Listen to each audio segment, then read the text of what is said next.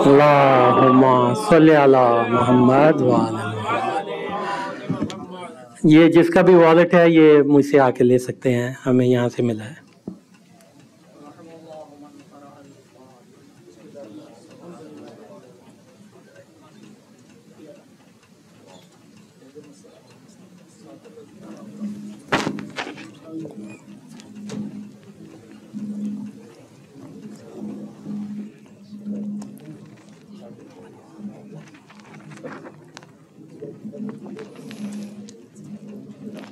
لا حول ولا قوة إلا بالله العلي العظيم حسبنا الله ونعم الوكيل نعم المولى ونعم النصير أعوذ بالله من الشيطان الرجيم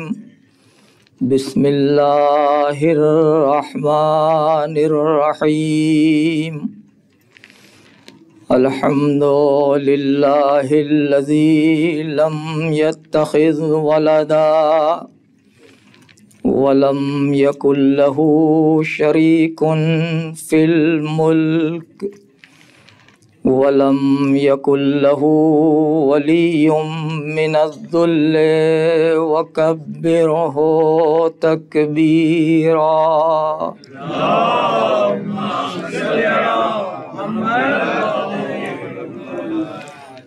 الذي أرسل رسوله بالحق بشيرا ونذيرا وداعيا إلى الله بإذنه وسراجا منيرا والصلاة والسلام والتحية والإكرام على النبي المؤيد الرسول المسدد المجتبى الأمجد المصطفى الأحمد مولانا ابی القاسم محمد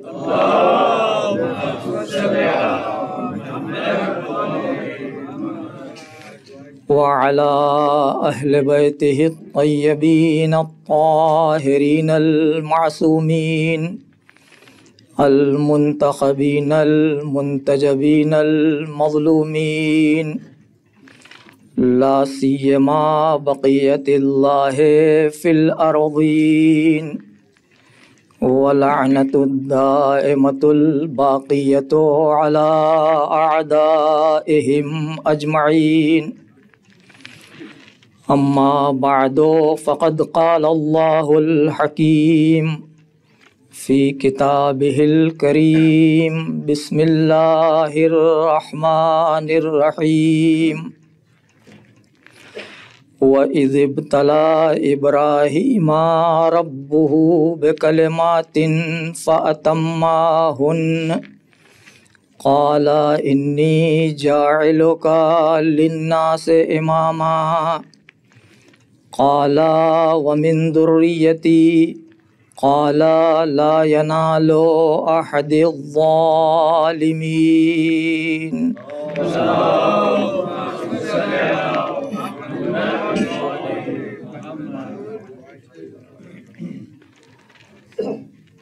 آیہ کریمہ جس کی تلاوت کا شرف حاصل کیا ہے قرآن مجید کے دوسرے سورہ بقرہ کی 124ویں آیت ہے۔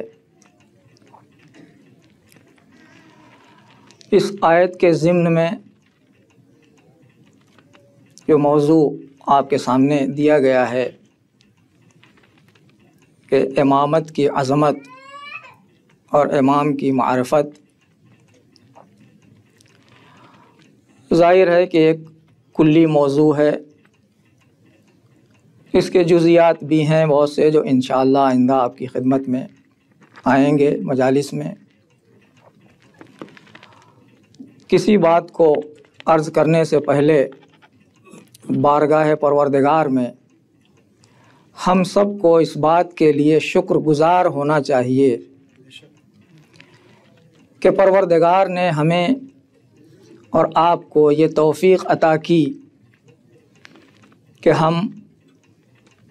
इस साल इमाम हुसैन अलैहिस्सलातु वस्सलाम की शहादत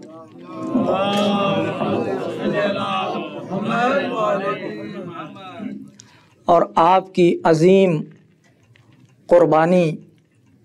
का पुरसा मासूमीन अलैहिमुस्सलातु वस्सलाम की खिदमत में पेश कर सकें। और ये कोई मामूली नेमत नहीं है, ये वो अज़ीम नेमत है जिसकी तमन्ना अंबिया को थी और जिस फ़रीज़े को अंबिया ने अदा किया है, जिसकी तमन्ना फ़रिश्तों को है और फ़रिश्ते इस फ़रीज़े को अदा करते हैं, वहीं परवरदिगार ने ये शरफ़ हमें भी अता किया है। लिहाजा हम जितना शुक्र अदा करें परवरदिगार का वो कम है, इसलिए कि परवरदिगार ने उस अज़ीम बारगाह में हाज़िरी का हमें मौका अता किया है जो इमाम हुसैन अलैहिस्सलातु वस्सलाम का खैमा कहलाता है। इसलिए कि ये इमाम बारगाह, ये हुसैनिया सिर्फ़ इमाम की तरफ मंसूब नहीं है, बल्कि यहाँ अगर हमें आने का मौका दिया गया है और हम यहाँ हाज़िर हुए हैं तो गोया हमने इमाम हुसैन अलैहिस्सलातु वस्सलाम के खैमे में कदम रखा है। और ये शरफ़ कोई मामूली शरफ़ नहीं है, यानी जो शरफ़ परवरदिगार ने असहाब इमाम हुसैन अलैहिस्सलातु वस्सलाम को उस दौर में अता किया था, वही शरफ़ परवरदिगार ने हमें ये मौका दे के हम बारगाह इमाम हुसैन में हाज़िर होके, खैमा हुसैनी में हाज़िर होके इमाम से अपनी मोहब्बत, अपने जज्बात, अपनी अक़ीदत का इजहार कर सकें और शहज़ादी कायनात को, पैगम्बर इस्लाम को, आइम्मा ताहिरीन खुसूसन वारिस इमाम हुसैन अलैहिस्सलातु वस्सलाम को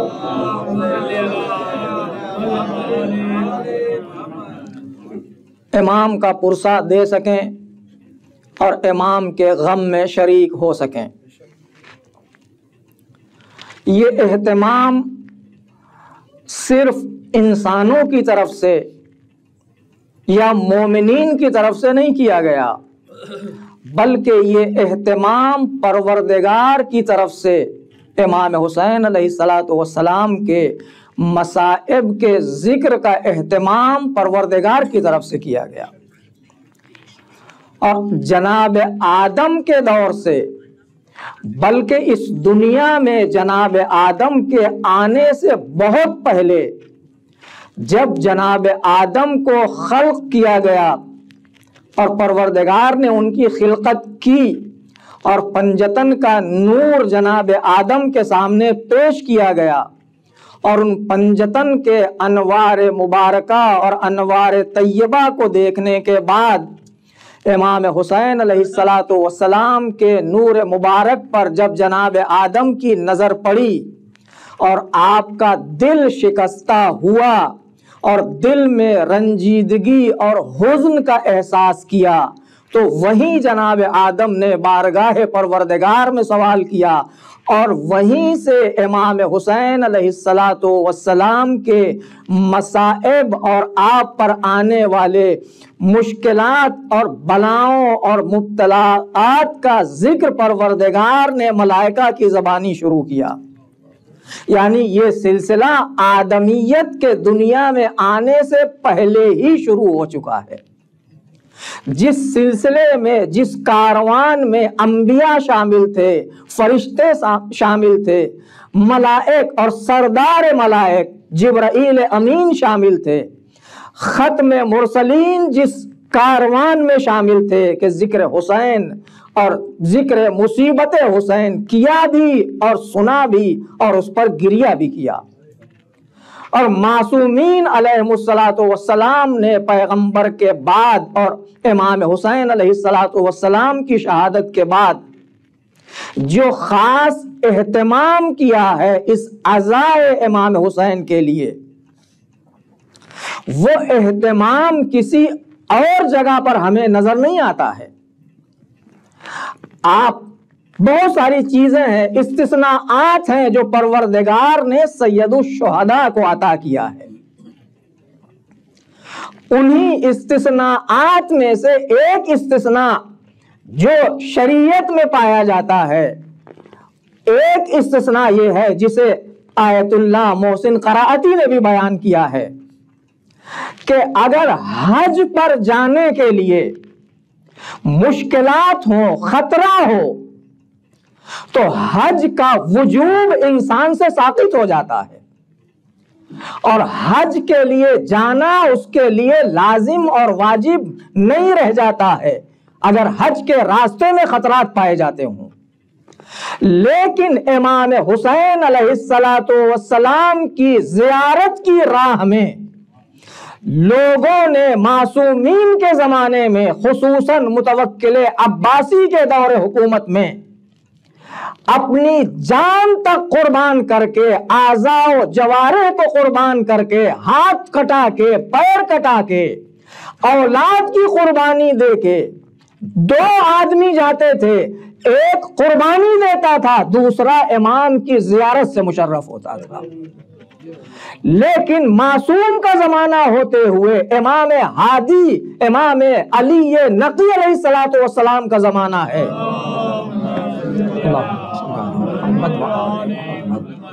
لیکن خود امام ہادی علیہ الصلوۃ والسلام لوگوں کو بھیجتے تھے زیارت سید الشہداء کے لیے. یہ چیزیں مانے اور رکاوٹ نہیں بن رہی تھی کہ معصوم نے یہ کہا ہو کہ اگر جاؤ گے تو تمہارے ہاتھ کاٹ دیے جائیں گے، تمہارے پیر کاٹ دیے جائیں گے، تمہاری اولاد تم سے چھین لی جائے گی، جدا کر دی جائے گی، لہذا زیارت کے لیے نہ جاؤ. نہیں، معصوم موجود ہے، زمانے معصوم میں لوگ یہ قربانی دے کے جا رہے ہیں، لیکن امام کی طرف سے کہیں سے روکا نہیں گیا ہے. یہ خصوصیت صرف اور صرف امام حسین علیہ الصلوۃ والسلام کو حاصل ہے.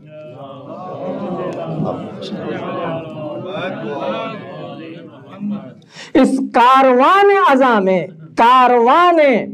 عزاداری سید الشہداء میں ہمیں شامل ہونے کا پروردگار نے موقع عطا کیا ہے. کتنے افراد ایسے تھے ہمارے درمیان جو آرزو کر رہے تھے، امید کر رہے تھے کہ اے کاش ہمیں ایک محرم اور انجام دینے کا موقع مل جائے، لیکن آج وہ ہمارے درمیان نہیں ہیں. مگر ان کے جذبات، ان کی نیک خواہشات، ان کے دل میں پائی جانے والی امام حسین علیہ الصلوۃ والسلام کی محبت، اگرچہ موت نے انہیں دور کر دیا ہے، لیکن وہ اپنے جذبات کے ذریعے، محبت کے ذریعے عزائے امام حسین میں شریک ہیں. اس لیے کہ حدیث ہے معصوم کی، من احب بقوم، جو کسی قوم سے محبت کرتا ہے، اس کے فعل سے محبت کرتا ہے، اللہ اسے اسی کے ساتھ محشور کرے گا، انہی لوگوں میں شمار کرے گا. لہذا چاہے وہ بظاہر جسمانی اعتبار سے مجلس عزا میں موجود نہ ہو، لیکن ان کے جذبات تھے، ان کے احساسات تھے، ان کی محبت تھی، تو پروردگار وہی اجر انہیں بھی دے گا جو اجر اس بزم میں آ کے بیٹھنے والوں کو ہے. یہ بزم معمولی بزم نہیں ہے، یہ مجلس معمولی مجلس نہیں ہے. اس مجلس میں آنے کے بعد سانس لینا عبادت بن جاتا ہے. جس طرح ماہ رمضان کو پروردگار نے یہ خصوصیت عطا کی ہے کہ ماہ مبارک کا چاند نمودار ہوا اور ہم نے ماہ مبارک میں قدم رکھا، تو اب اس مہینے میں مومن کا سانس لینا تسبیح کا ثواب رکھتا ہے، سونا بھی عبادت کا ثواب رکھتا ہے۔ ویسے ہی سید الشہداء امام حسین علیہ الصلوۃ والسلام کا غم کا مہینہ جب سے شروع ہوتا ہے، اور یہ اسی مہینے کے لیے محدود نہیں کیا معصوم نے، بلکہ کلی بات کہی ابان ابن تغلب سے امام جعفر صادق علیہ الصلوۃ والسلام نے۔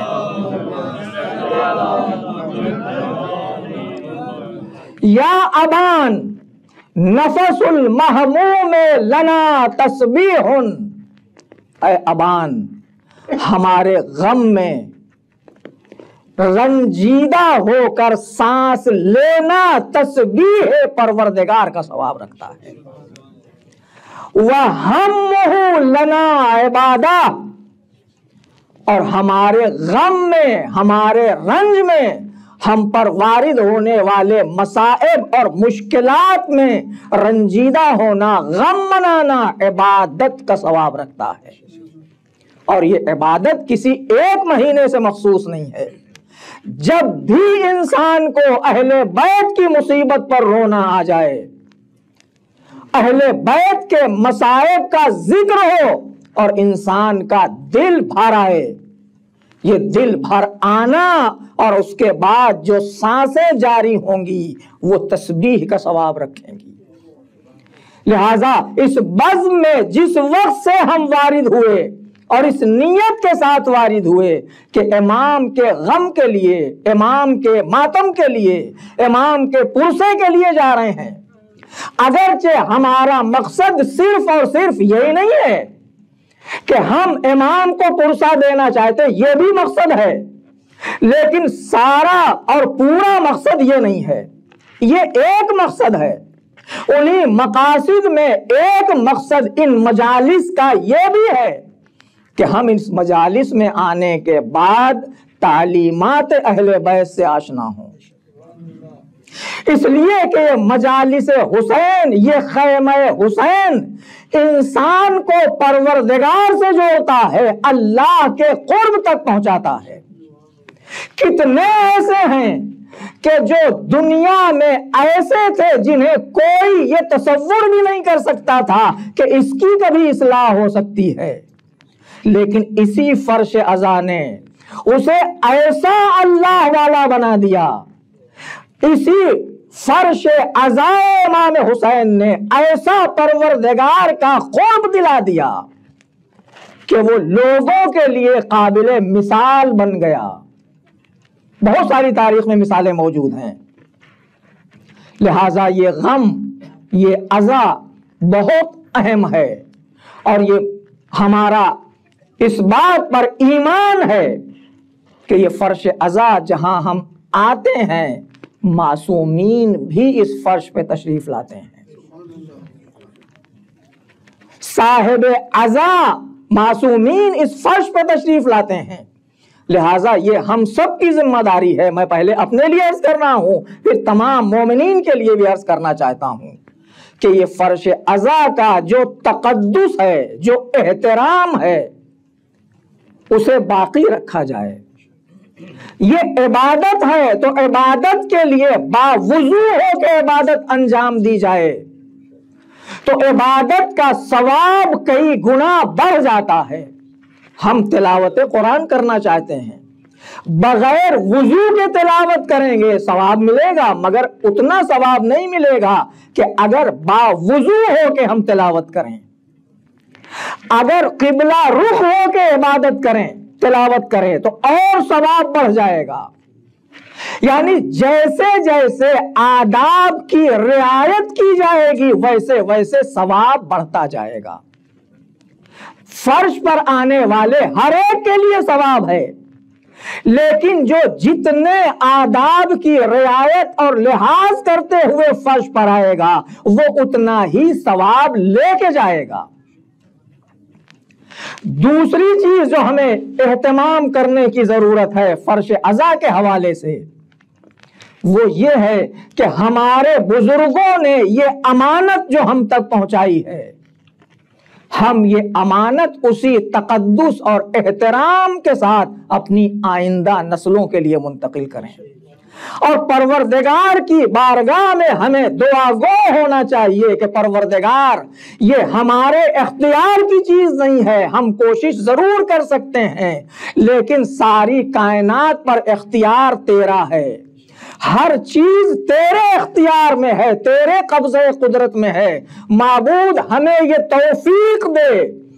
کہ ہم ایسی نسل کو پروان چڑھا سکیں جو حسین کی عزادار ہو اور اس کاروان میں شامل ہو کے حسین کے وارث امام عصر علیہ الصلوۃ والسلام کے فوجی اور سپاہی بن سکیں۔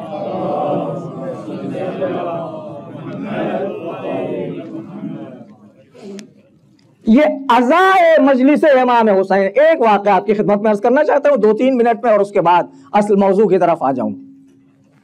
اتنی اہمیت کی حامل ہے مراجع کرام، معصومین کی بات ہم نے عرض کی آپ کی خدمت میں کہ معصوم نیچے بیٹھتے ہیں اور ذاکر کو، مرثیہ گو کو امام یہ حکم دیتے ہیں کہ میرے جد حسین کے مصائب اور ان کا مرثیہ پڑھو۔ پوری تاریخ ہے، واقعہ کربلا کے بعد سے بھی، واقعہ کربلا سے پہلے بھی مراجع نے اہتمام کیا، جو نائبین امام کہلاتے ہیں، اپنے بڑھاپے کے باوجود، کسالت سن کے باوجود چل نہیں سکتے، عصا کا سہارا لے کے جلوس ہائے عزا میں شرکت کی ہے مراجع نے۔ عاشور کے دن کربلا میں مختلف انجمنیں آتی ہیں، دستے آتے ہیں ہر شہر سے، اور ہر آنے والا دستہ، ہر انجمن امام کی خدمت میں تعزیت پیش کرتی ہے، نوحہ اور ماتم اور اپنی عقیدت کا اظہار کرتی ہے۔ مراجع بھی شامل ہوتے ہیں۔ انہی مراجع میں ایک مرجع کا واقعہ ہے، ایک کربلا سے قریب ایک گاؤں، ایک چھوٹا سا قریہ ہے جسے تبریج کہا جاتا ہے یا تبریج کہا جاتا ہے۔ وہاں سے ایک خاص دستہ آتا ہے، گروہ آتا ہے، ایک انجمن آتی ہے جس کا عالم یہ ہے کہ جتنے انجمن والے ہوتے ہیں، جتنے دستے والے ہوتے ہیں، سب کی کوشش یہ ہوتی ہے کہ ہم اپنا پروگرام جلد سے جلد امام کے روضے تک پہنچ کے ختم کر لیں اور اس جلوس میں شامل ہو جائیں، اس انجمن میں شامل ہو جائیں۔ جب معلوم کیا گیا کہ اس دستے، اس انجمن کی خصوصیت کیا ہے، کہ یہ خصوصیت اسے اس وقت سے حاصل ہوئی جب اپنے دور کے مرجع وقت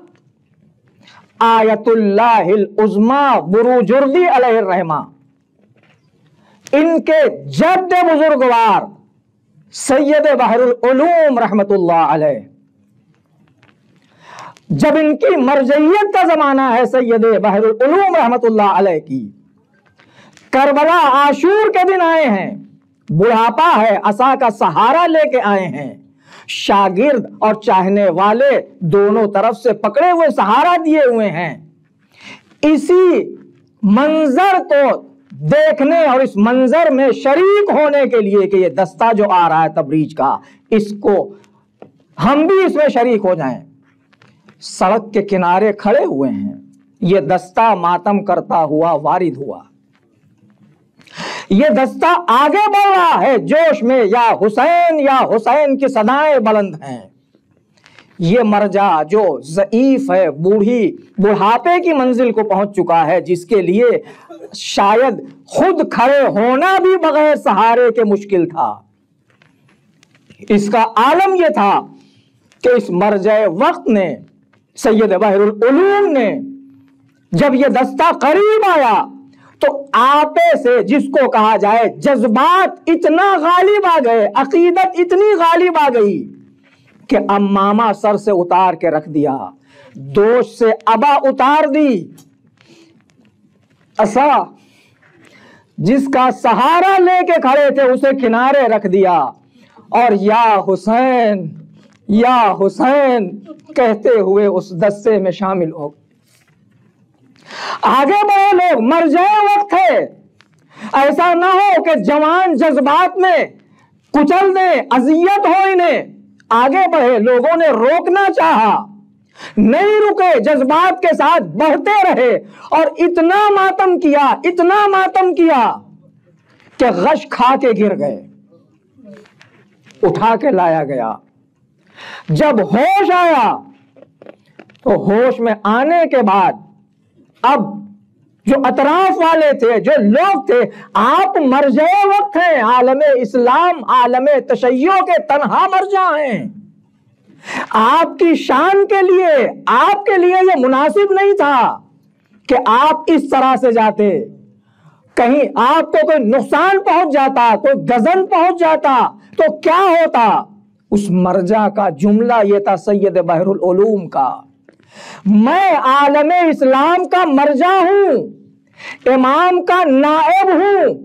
लेकिन मैं अपने आप को बर्दाश्त नहीं कर सका। मैंने बारहा अपने इमाम से रूबरू मुलाकात की है,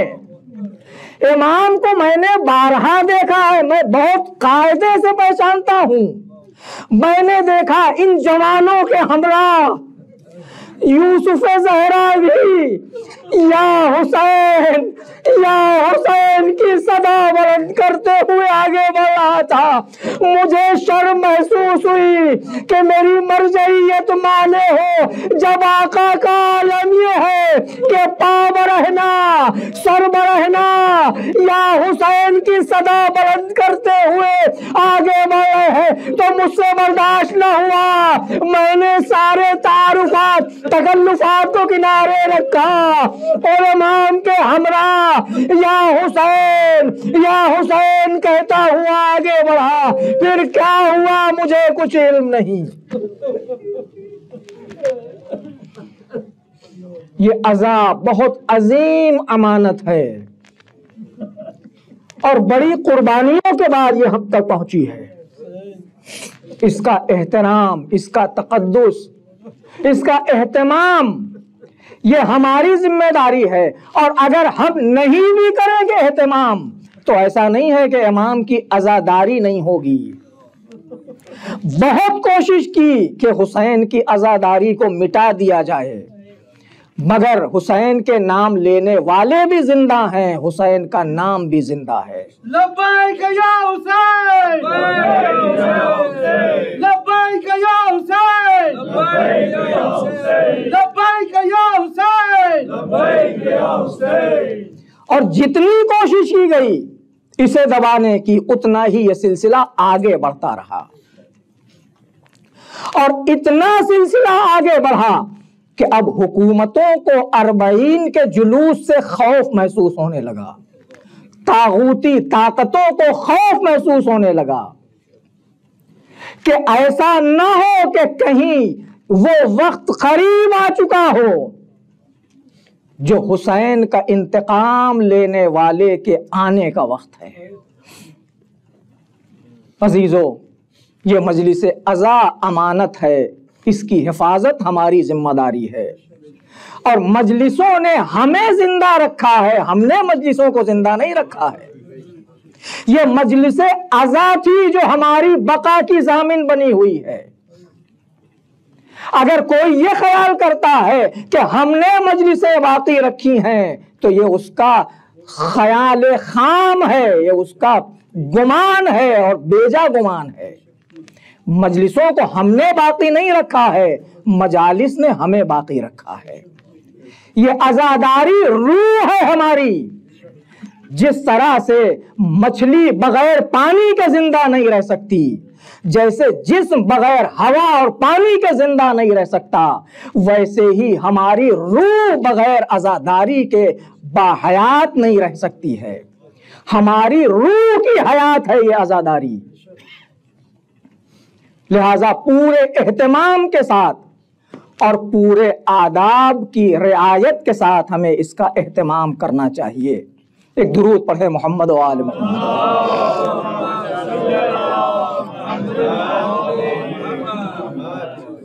वक्त शायद ज़्यादा हो गया है। आप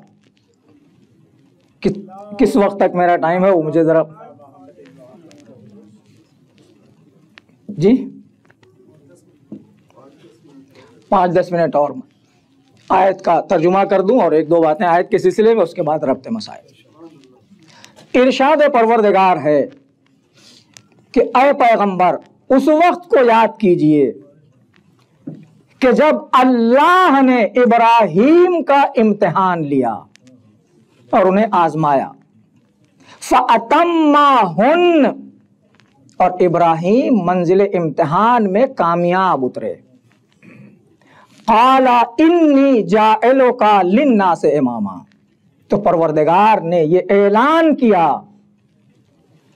کہ اے ابراہیم ہم نے تمہیں تمام انسانوں کا امام بنا دیا۔ اور جیسے ہی جناب ابراہیم نے یہ دیکھا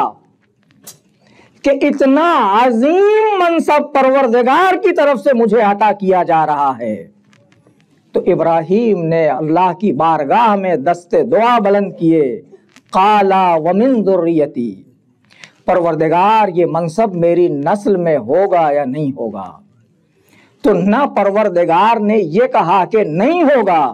اور نہ پروردگار نے یہ کہا کہ یہ منصب تمہاری نسل میں ہوگا۔ ایک کلی قانون اور قاعدہ پروردگار نے بیان کیا کہ لا ینال عہد الظالمین، میرا یہ منصب ظالموں کو نہیں ملے گا۔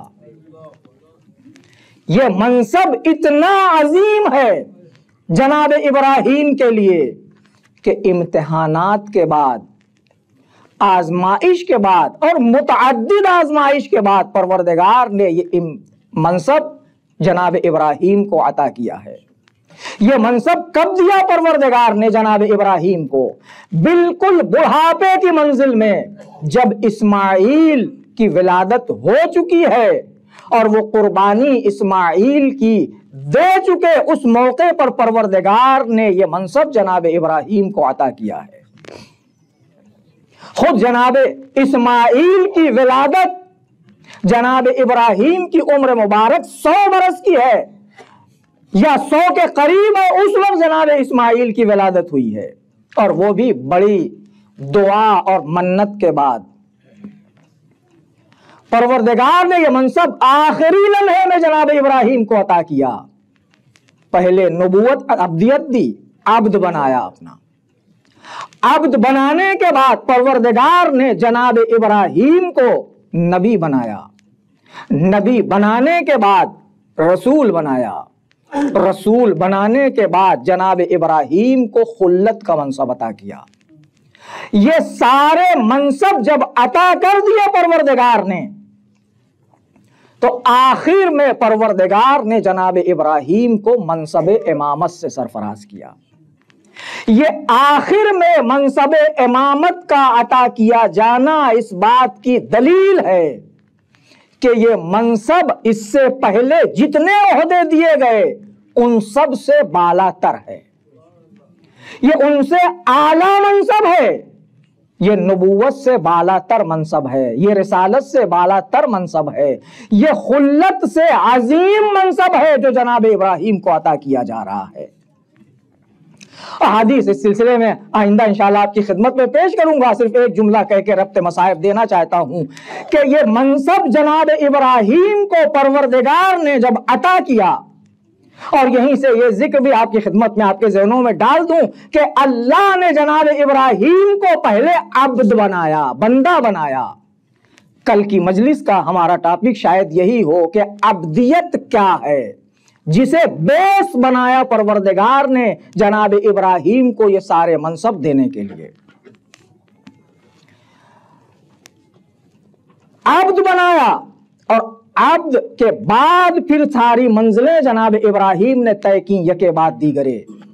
لیکن یہ ساری منزلیں طے کی امتحانات دینے کے بعد۔ جناب ابراہیم کا ایک امتحان تاریخ نے یہ نقل کیا ہے کہ جناب ابراہیم جب ہجرت کر کے مصر کی طرف چلے اور قبطی بادشاہ نے وہاں انہیں روک لیا راستے میں،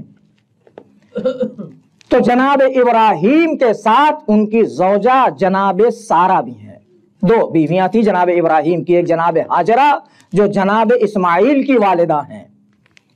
اور دوسرے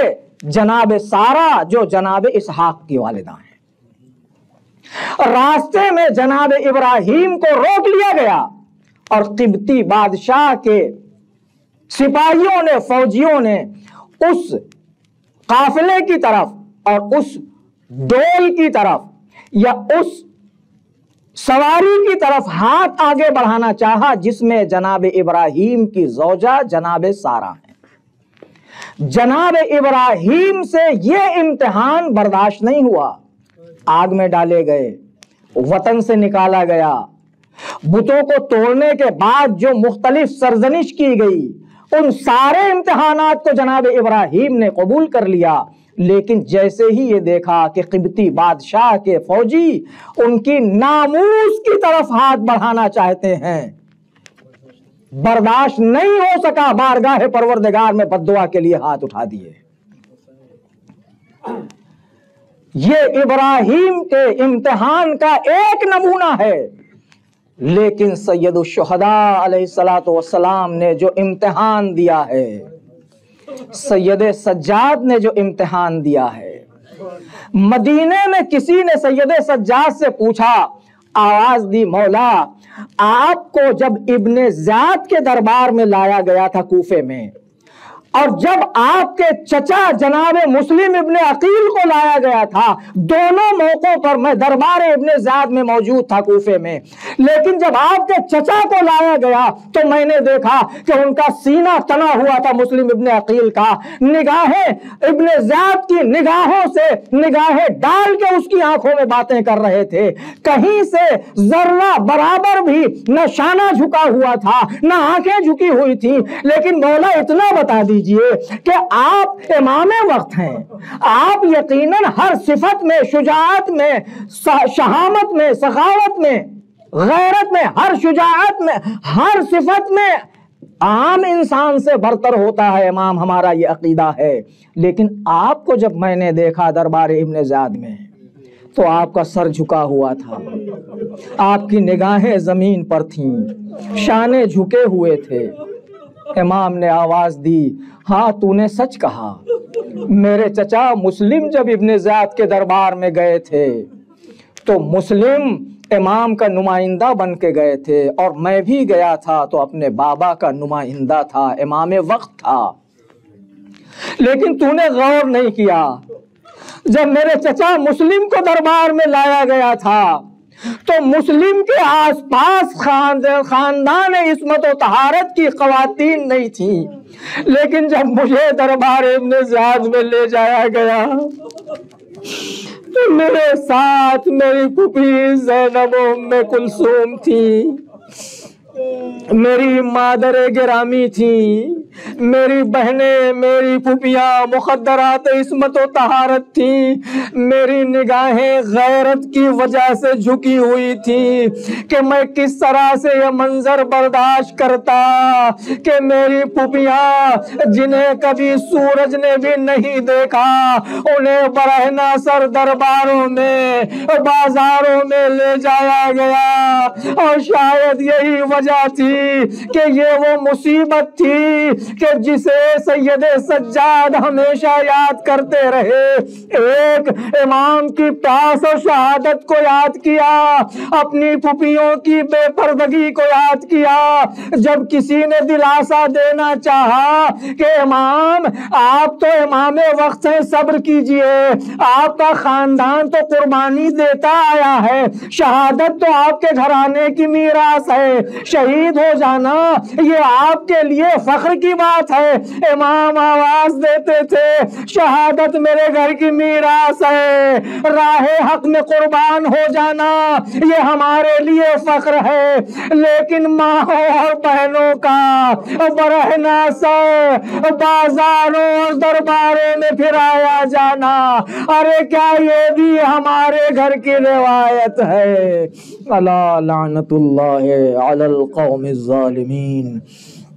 وسيعلم الذين ظلموا أي منقلب ينقلبون۔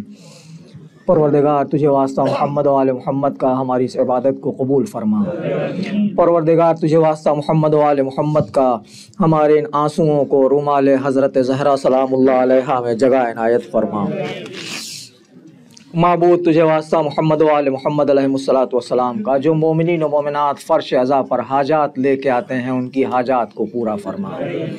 माबूद जो बीमार होने शफ़ाए कामिल व आजिल अता फरमा,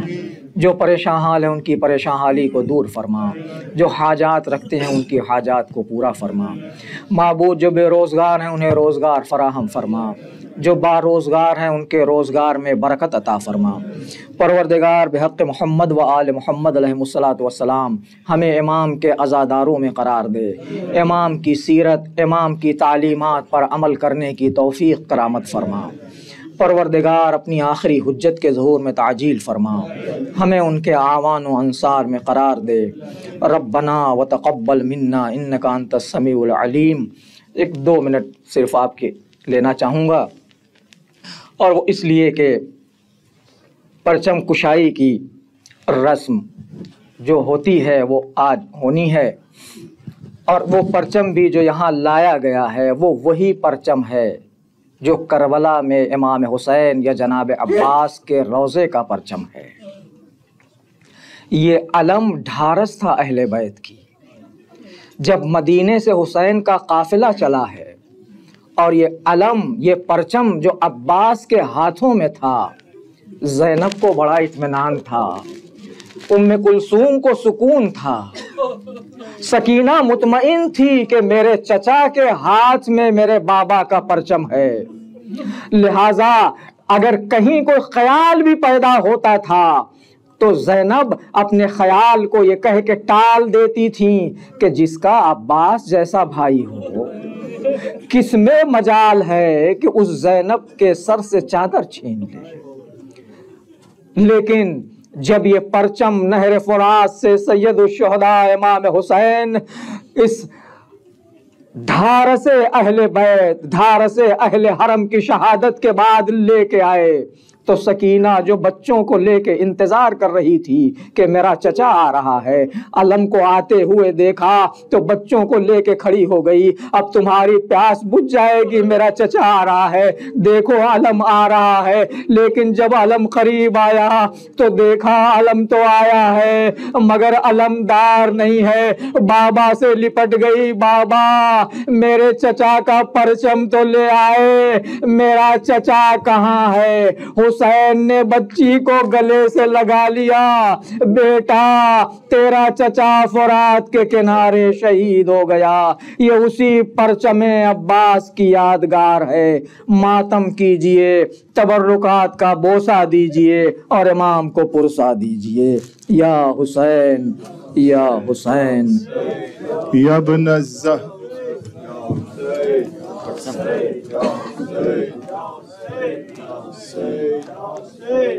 Say,